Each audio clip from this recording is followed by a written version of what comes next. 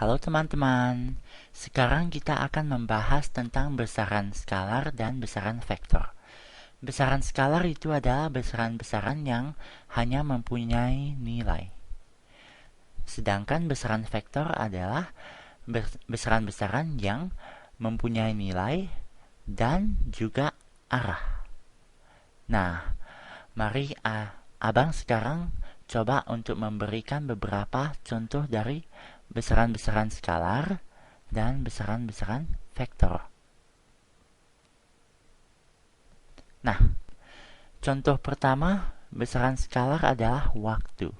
Waktu ini simbolnya adalah T kecil, oke, yang berasal dari bahasa Inggris time. Time ini waktu ya. Nah, waktu ini adalah besaran skalar karena dia hanya mempunyai nilai, tidak mempunyai arah. Misalnya, waktu ini adalah 1 menit. 1 menit itu adalah nilainya, tapi dia tidak mempunyai arah. Nah, contoh lain dari besaran skalar adalah suhu. Suhu ini simbolnya adalah T besar. Oke, ini berasal dari bahasa Inggris temperature. Oke. Nah, suhu ini juga adalah besaran skalar karena dia hanya mempunyai nilai, tidak mempunyai arah. Oke, misalnya nilainya adalah 30 derajat Celcius atau 90 derajat Fahrenheit. Oke. Nah, contoh klasik dari besaran skalar adalah jarak. Nah, adik pasti pernah mendengar istilah ini kan? Jarak ini simbolnya adalah S kecil, ya. Abang kurang tahu bahasa Inggrisnya apa. Tapi kalau kita beri arah pada jarak, ya, kita mendapat sebuah besaran vektor. Oke, besaran vektor ini istilahnya adalah perpindahan. Nah, perpindahan ini definisinya apa? Perpindahan ini adalah berapa jauh sebuah objek itu berpindah dari titik awalnya. Oke, dari titik awalnya. Simbol dari perpindahan itu tidak lain sama dengan simbol jarak S, tapi bedanya adalah kita taruh sebuah tanda panah di atasnya untuk menunjukkan bahwa ini adalah besaran vektor. Oke, nah jadi ini tanda panah ini menunjukkan bahwa besaran vektor ini mempunyai arah. Oke, nah abang ada dua hal yang perlu abang klarifikasi. Yang pertama adalah untuk adik-adik SMP, mungkin guru adik tidak membedakan penggunaan jarak atau perpindahan, penggunaan besaran vektor dan besaran skalar ya. Kalau begitu, adik cuma perlu tahu di sini bahwa skalar dan vektor itu sebenarnya berbeda. Oke, ini akan adik pelajari lebih lanjut sewaktu adik naik ke kelas SMA. Oke, nah hal yang kedua yang perlu abang klarifikasi adalah kadang-kadang perpindahan ini ditulis sebagai dengan simbol delta S. Oke, delta di sini definisinya adalah perubahan. Oke, delta di sini menunjukkan perubahan. Oke, tanda segitiga ini adalah delta. Oke, jadi simbol ini masuk akal. Ini maksudnya adalah perubahan dari jarak. Oke, perubahan dari jarak itu adalah perpindahan. Berapa jauhnya sebuah objek itu berpindah dari titik awalnya. Nah, sekarang adik mungkin bertanya ya, kenapa kita harus belajar tentang kedua besaran ini, besaran skalar dan besaran vektor? Apakah ini akan membantu adik?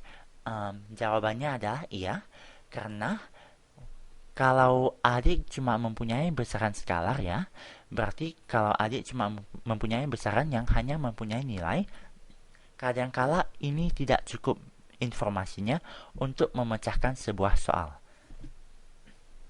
Kadangkala adik memerlukan informasi mengenai arahnya untuk memecahkan sebuah soal fisika. Nah, ini akan abang kasih contohnya ya. Sekarang abang coba hapus dulu semuanya. Nah, jadi abang kasih contoh ini ya. Misalkan saja ada seorang pelari. Oke, ada seorang pelari yang berlari sejauh 30 meter. Oke, 30 meter. Hasilnya adalah akhirnya dia mencapai tempat ini, ya. Oke. Misalnya saja dia berlari 30 meter ke kanan. Nah, berapakah jaraknya? Oke. Apakah jarak yang ditempuh oleh pelari ini? Jarak ini, kalau kita mau menghitung jarak, kita nggak perlu tahu tentang arahnya, kan?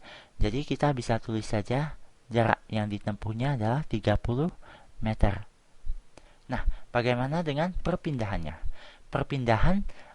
Perpindahannya di sini adalah 30 meter, tapi kita juga harus menulis arahnya. Oke, arahnya ini harus diikutkan. Arahnya ini adalah ke kanan. Oke, berarti kita harus tulis perpindahannya adalah 30 meter ke kanan. Nah, sampai di sini mungkin adik masih belum tahu ya kenapa kita perlu besaran vektor. Nah, kalau misalnya kita menambah di sini ya, kalau kita misalnya menambah bahwa pelari ini setelah berlari 30 meter, dia berlari 50 meter lagi. Oke? Setelah 30 meter dia berlari 50 meter lagi. Nah, kalau adik perlu menghitung jaraknya, ya. Jarak ini tidak lain adalah jumlah total jaraknya adalah jumlah dari masing-masing jarak. Oke, jadi pertama kali dia berlari 30 meter. Oke, dan setelah itu abang bilang dia berlari 50 meter lagi. Oke, 50 meter lagi. Berarti hasilnya adalah total dari jaraknya adalah 80 meter. Nah, bagaimana dengan perpindahannya? Perpindahannya ini kita pertama-tama harus mengetahui apakah arah dari arah larian dari pelari ini saat dia berlari 50 meter. Nah, kalau dia berlari ke kanan dibandingkan dengan berlari ke kiri, ini hasil dari perpindahannya akan berbeda. Nah, misalkan saja kita bilang dia telah berlari ke kiri sepanjang 50 meter. Oke, maka hasilnya adalah sekarang dia di sini, ya.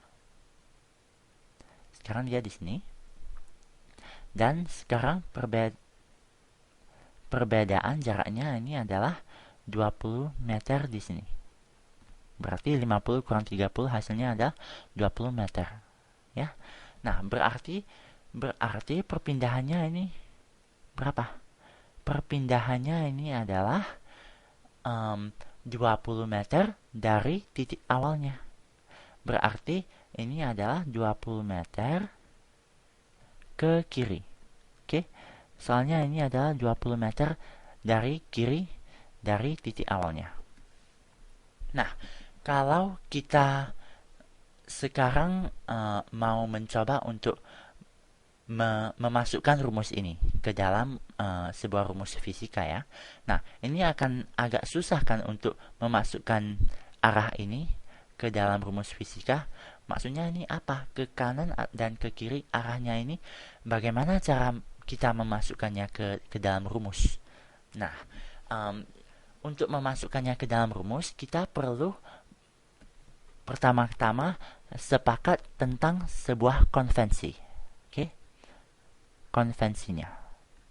Oke, atau sebuah standar. Oke, sebuah standar.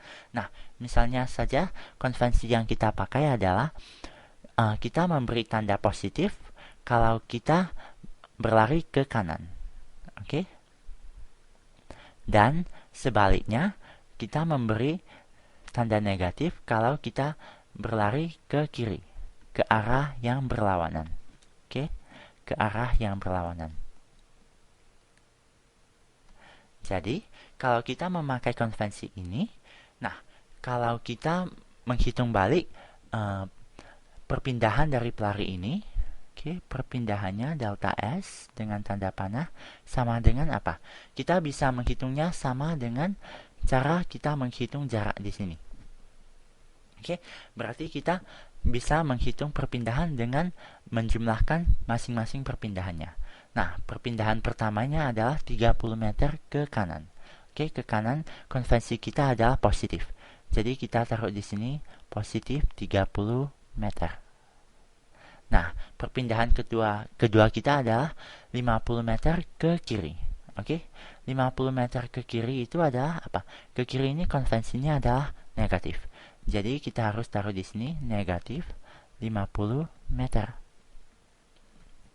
Nah, sekarang hasilnya adalah 30 meter kurang 50 meter sama dengan minus 20 meter.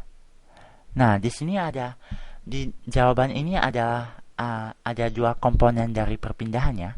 Yang pertama adalah nilainya. Nilainya adalah 20 meter. Ya. Dan komponen yang kedua adalah arahnya.